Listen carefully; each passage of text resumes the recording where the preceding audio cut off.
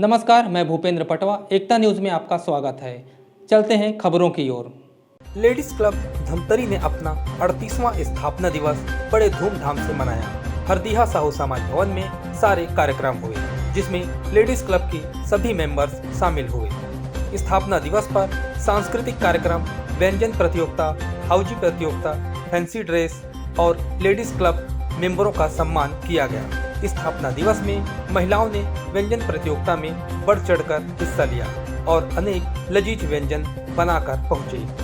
सभी प्रतियोगिताओं के लिए अलग अलग जज बनाए गए थे, ताकि प्रत्येक प्रतिभागी का बारीकी से चेक कर नंबर दिया जा सके। लेडीज क्लब के मेंबरों ने बताया कि उनके क्लब को 38 साल पूरे हो चुके हैं। लेडीज क्लब धमतरी का पहला क्लब है, जिसको चलो गांव की ओर और हम और हमारा नगर के नाम से यह क्लब स्थापित किया गया था। उन्होंने यह भी बताया कि क्लब द्वारा जरूरतमंद लोगों को सहायता प्रदान की जाती है। साथ ही जागरूकता अभियान, वृक्षारोपण, आर्थिक रूप से कमजोर परिवार की बेटियों का विवाह भी कराया जाता है। हम सजा पाए अपने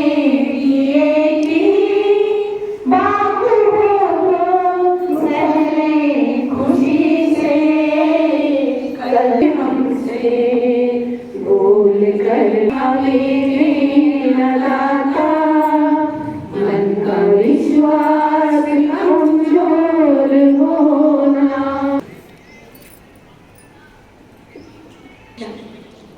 ओम शांति। क्लब की सचिव इसी जी का पुष्पगुच्छ से अभिनंदन करेंगे। तो आप सभी भी हमारे छत्तीसगढ़ राज्य के सम्मान में अपने स्थान पर सावधानी की मुद्रा में खड़े हो जाएंगे। अपनी सफलता की ओर कदम जो बढ़ाता है, यूं भी नहीं करता ये जमाना उनकी वाहवाही। बधाई उसे ही मिलती है जब वो जंग जीत जाता है। और ऐसे जंग जीतने वाले नारी शक्ति, नारी स्वावलंबन की दिशा में आगे बढ़ने वाले और बहुत जल्द कुछ साल बाद फिर एसपी बनकर हमारे शहर में आने वाले मेघा जी का हम स्वागत अभिनंदन करते हुए उद्बोधन के लिए सादर आमंत्रित करते हैं। आज के इस आयोजन के लिए मैं सबसे पहले आप सबको बधाई देती हूँ। उषा गुप्ता मैडम और मंचस्थ समस्त अतिथिगण, कामनी कौशिक जी, जानकी दुबे, और आप लोगों ने मुझे इनवाइट किया, इसके लिए मैं बहुत बहुत आभार व्यक्त करती हूँ। ऐसे आयोजनों में मुझे आना बहुत अच्छा लगता था। महिलाओं से, लड़कियों से, बच्चियों से मेरा डायरेक्ट इंटरेक्शन हो जाता है। ये बहुत अच्छा मंच है। और जैसा कि हमारे शास्त्रों में लिखा है, यत्र नार्यस्तु पूज्यन्ते रमन्ते तत्र देवता। जहाँ नारी की पूजा होती है, वहाँ देवताओं का वास होता है। हमारी भारतीय संस्कृति में नारी का सम्मान बहुत आदिकाल से रहा है। और हमने देखा है कि जिस समाज में, जिस घर में लड़की या बालिका या कोई महिला शिक्षित रहती है, अपने अधिकारों के लिए जागरूक रहती है, वह समाज बहुत आगे जाता है। और किसी भी घर का जो निर्माण है, वो महिलाओं का बहुत बड़ा योगदान होता है। और आप सब अपने घर की होम मेकर है।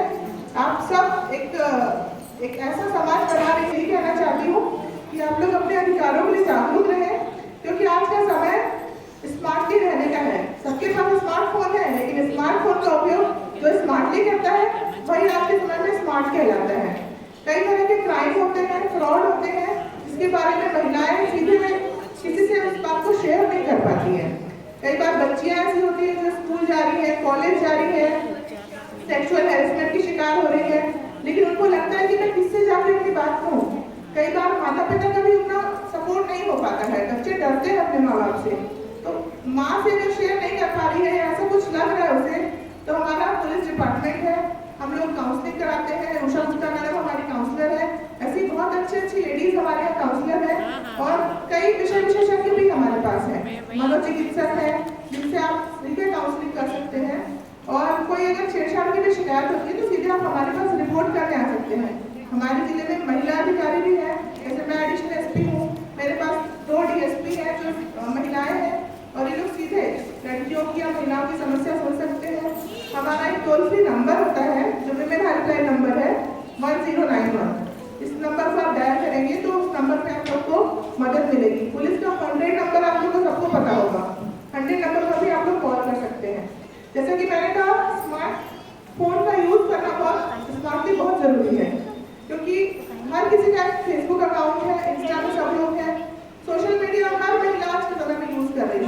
व्हाट्सएप आप लोग यूज़ कर रहे हैं, लेकिन कई बार आप लोग के साथ किसी अलग तरह की ठगी होती है, कई बार साइबर ठगी होती है।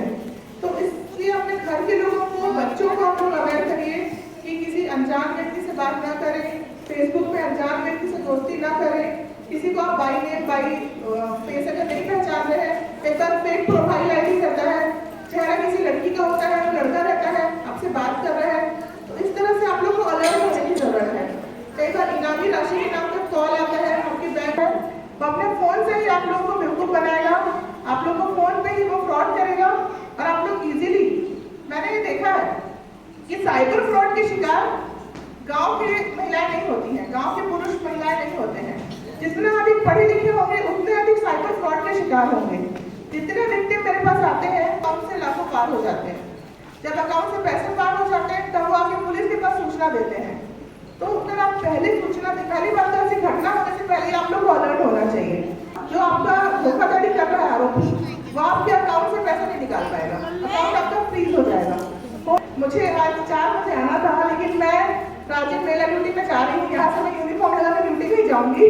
तो मुझे मैडम को और हर महिला के अंदर एक शक्ति होती है, उस शक्ति को जानने की आवश्यकता है। हर व्यक्ति के अंदर एक गुण होता है, उस गुण को पहचानने की जरूरत है। अगर आप अपने अंदर छिपे हुए टैलेंट को, अपने गुण को पहचान जाएंगे तो आपको समाज भी आपको उस गुण को मानेगा। अगर आप खुद को ही नहीं मानेंगे उस लेवल पे कि मैं, मुझ में ये क्वालिटी है, मैं ये कर सकती हूँ, तो आप समाज बिल्कुल नहीं मानेगा। तो महिला को पहले आत्मनिर्भर होने की जरूरत है, उसके बाद ही समाज उसको मानने लगता है। इस आयोजन में आप लोगों ने बुलाया। मैं उषा गुप्ता लेडीज़ क्लब की संचालिका हूँ। क्या मनाया जा रहा है? आज हमारा वार्षिक उत्सव कार्यक्रम है और हमारे क्लब में 38 वर्ष से प्रथा चली आ रही है कि हर साल एक बार जो भी प्रेसिडेंट है अपने मतलब बहुत कहना चाहिए सारे मेंबरों को सम्मान भी करती है। आज जिनके द्वारा जितने हमारे 46 मेंबर उनका सम्मान भी है और आज बहुत सारी प्रतियोगिता रखी हैं जिनका पूरे धमतरी शहर की महिलाएं वर्षों भर इंतजार करती हैं कि कब, क्योंकि ये सबसे बड़ा मंच है, सबसे बड़ा क्लब है, 38 साल पुराना क्लब है और ये तो हर क्षेत्र में क्लब के लोगों ने काम किया है। और मैं तो एक बात बताना चाहूँगी, हम लोग तो घूंघट में आए थे, जब क्लब में आए थे, आप यकीन नहीं करेंगे, धमतरी में कोई क्लब नहीं थे। जितनी भी महिलाएं आज आगे बढ़े हैं, ये हमारा गुरुकुल है और ढान साहब के संरक्षक थे, उन्होंने क्लब खोल के दिया है और हर क्षेत्र में महिलाएँ अपना परचम लहरा रही हैं। और इससे क्या होता है कि बहुत सी महिलाएं जो समाज में लाइट में आना चाहती हैं, जो जॉब कर रही हैं, कुछ अपना प्रशिक्षण केंद्र खोल रखी हैं, इस माध्यम से वो लोग अपनी कला को बता सकती हैं और अपने व्यवसाय को बढ़ा सकती हैं। अचल में छुपी हुई महिलाएं जो टोटल हाउस वाइफ हैं, आज हमारे लेडीज़ क्लब के मंच में आकर के तरह तरह की प्रतियोगिता में भाग ले रही हैं और अपना पूरा हुनर दिखा रही हैं। तो एक हुनर दिखाने का एक माध्यम है। दूसरी बात, हमारा मानव सेवा को लेकर के, उद्देश्य को लेकर इस क्लब का गठन हुआ था, जिसके तहत हमने चलो गांव की ओर और हम और हमारा नगर 2 प्रोजेक्ट हैं हमारे। शासन की सारी योजनाओं के तहत हम लोग कार्य करते हैं, चाहे कोई भी कार्यक्रम हो। जो जब भी चाहे शुरू में तो पल्स पोलियो है, आपका साक्षरता है और जो आपदा वगैरह में जो भी सहयोग राशि है सब हमारे लेडीज़ क्लब के लोग करते हैं। बेटियों की शादी करवाई है, यहाँ तक कि परिवार परामर्श महिला सेल में भी बहुत सारा सामान दिया है। यदि कोई परिवार टूट रहा है और बिखरने के बाद उसमें आ जाता है, उसको आर्थिक सहयोग चाहिए और कोई मदद चाहिए या कोई उसको कुछ भी चाहिए, हमारे लेडीज़ क्लब की बहनों से बात करते, बराबर से मशीन देना है, ये सब उन्होंने दिया, बच्चों की फीस मशीन देना है, ये सब चीज़ें दी है लेडीज़ क्लब के मेंबरों ने मिलजुल कर दी है। और हमारे बड़े 1-1 लाख के प्रोजेक्ट हम लेके बैठ जाते हैं और हमारी महिलाएं आपस में पैसा इकट्ठा करके दे देते हैं। जैसे हम लोगों ने शमशान घाट में लाकर लगवाया, 2x2 के 6 लाकर लगवाए, शेड लगवाए, सभी महिलाओं ने मिलजुल कर पैसा दिया। लाखों कार्यक्रम हम महिलाओं की मदद से कर लेते हैं। हम पैसा के पास नहीं जाते, ना हम कोई रसीद बुक निकालते हैं। इसलिए मैं बहुत साधुवाद देती हूँ लेडीज़ क्लब के सारी मेंबरों को। मेरा परिचय, मैं लेडीज़ क्लब की अध्यक्ष माधवी शर्मा। देखिए, लेडीज़ क्लब की जब स्थापना हुई थी उस समय तो मैं नहीं थी, लेकिन मैं अपने वरिष्ठ मेंबर से उसकी जानकारियाँ लेती रहती हूँ समय समय पर। तो मुझे बताया गया था कि बहुत सारी महिलाएं ऐसी थी जो घर से नहीं निकलना जानती थी, उन्हें किसी बात का ज्ञान नहीं था। तो धान डंकर ने एक ऐसा महिलाओं को जागरूक करके उन्हें एक ऐसा क्लब, जिसको हम आज के समय में गुरुकुल कहते हैं, बनाने के लिए कहा और उससे महिलाएं एक एक करके जुड़ती रहीं। तब इन्होंने समय समय पर बहुत अच्छे अच्छे कार्यक्रम कराए और धीरे धीरे ये क्लब जो है ग्रोथ करता गया कि इतना धमतरी में सबसे पुराना क्लब होके कि आज इसे 38वां वार्षिक उत्सव मनाया है, तो आप समझ सकते हैं इस चीज़ के लिए कि कितना पुराना क्लब है। बीच में कई आते गए, कई जाते गए, कई कुओं की ट्रांसफ़र हो गई, बहुत सारे इस तरीके से केस हो गए, लेकिन इनकी स्थायी गतिविधियां जो हैं हमेशा उसी तरीके से बरकरार रहीं।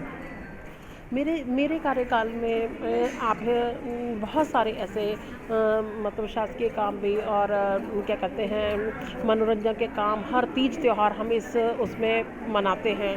और सबसे बड़ी बात है आज के समय में ये पत्रकार बंधु, इलेक्ट्रॉनिक मीडिया, इन्होंने हमारा इतना सहयोग किया है, इतना ज़्यादा सहयोग किया है कि हम कह नहीं सकते। इनके बिना तो हम एक कदम भी नहीं रख सकते। आज हम बंद कमरे में कोई काम करते हैं तो इन्हीं लोगों की जागरूकता है कि हम वो पेपर तक छपवाते हैं, टीवी में दिखाते हैं, तो हमारे लिए तो ये बहुत ही ज़्यादा आदरणीय है, सम्मान के योग्य है। तो मैं आपका बहुत बहुत सम्मान करती हूँ कि आज आपने मेरी बाइट लेने के लिए स्पेशल अपना समय निकाला। और अब मेरे इस कार्यकाल में बच्चों कुष्ठ आश्रम तक में हम अभी परसों गए थे, वहाँ हमारे क्लब के द्वारा भोजन वितरण किया गया और बाल विकास में जूता चप्पल बांटे गए, भोजन खिलाया गया। जन्माष्टमी के कार्यक्रम की ओपन में शुरुआत की गई मकई गार्डन में और म्यूनिसिपल स्कूल में शिक्षा के प्रति जागरूकता शिक्षक दिवस मनाया गया। इस तरह से बहुत सारी स्थायी गतिविधियाँ होती हैं। ऐसे में आज ये वार्षिक उत्सव हो गया तो मेरे कार्यकाल ख़त्म हो गया। आगे भी अभी मैं 4 महीने सीट पर हूँ, मैं जितना कर सकती हूँ और मुझको देख के कम से कम इस सत्र में 16 महिलाएं हमारे लेडीज़ क्लब से और जोड़ी हैं। संचालिका उषा गुप्ता जी के संरक्षण में करती हूँ और वरिष्ठ जन मेरा इसमें सहयोग करते हैं।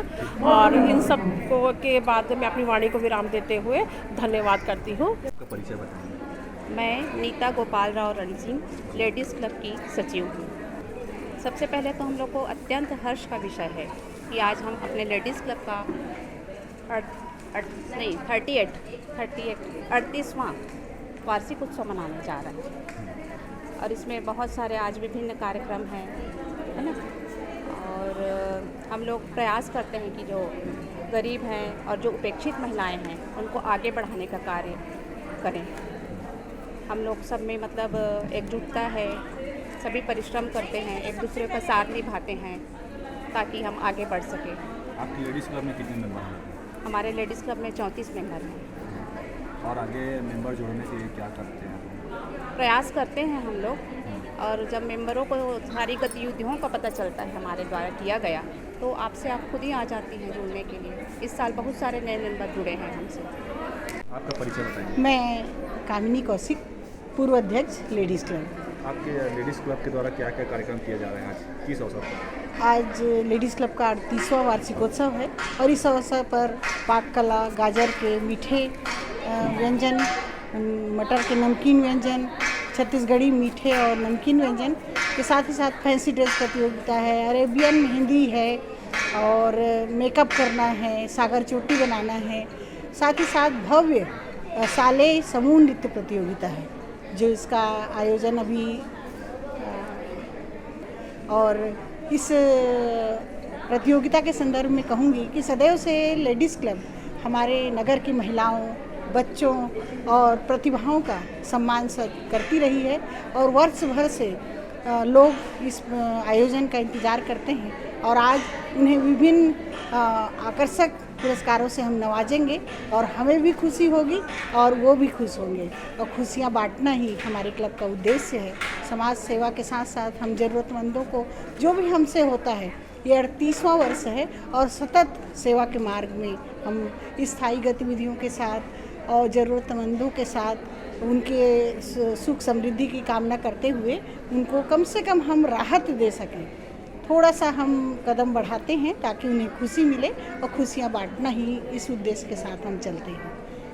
मैं लेडीज़ क्लब कोषाध्यक्ष गायत्री साहू हूँ। आपके लेडीज़ क्लब के द्वारा आज क्या कार्यक्रम किया गया है?